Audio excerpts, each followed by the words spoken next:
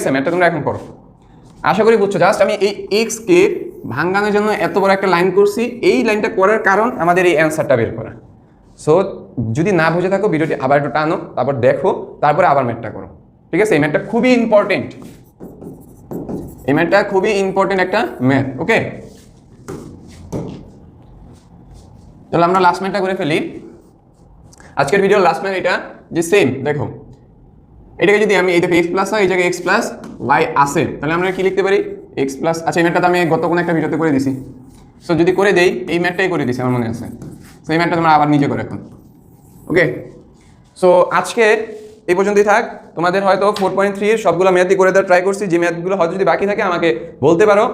আশা করি তোমরা middle term অন্তত পক্ষে এই চ্যাপ্টারের উৎপাদকের বিশ্লেষণ যে সমাধানগুলো, যে x plus A is equal to x, এই টাইপের ম্যাথগুলো, ঠিক আছে, এই টাইপের ম্যাথগুলো প্লাস মিডল টার্মটা যদি তুমি বুঝে থাকো, আশা করি তোমার এই 4.3 ইম্পর্টেন্ট কোন ম্যাথগুলো জানো? যে এ কিউ প্লাস বি কিউ এর যে সূত্রের ম্যাথগুলো আছে, এ plus B A square minus A B plus B square, তারপরে হলো যে এ cube minus B cube A minus B A square plus A B plus B square, তারপরে কি এ square minus B square A plus B A minus B, তারপরে middle term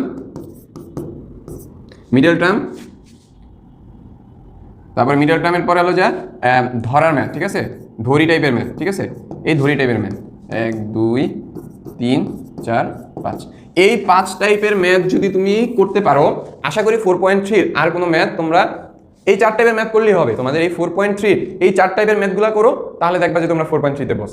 বিশেষ করে middle টার্মটা খুবই important, middle টার্মটা খুবই ইম্পর্টেন্ট।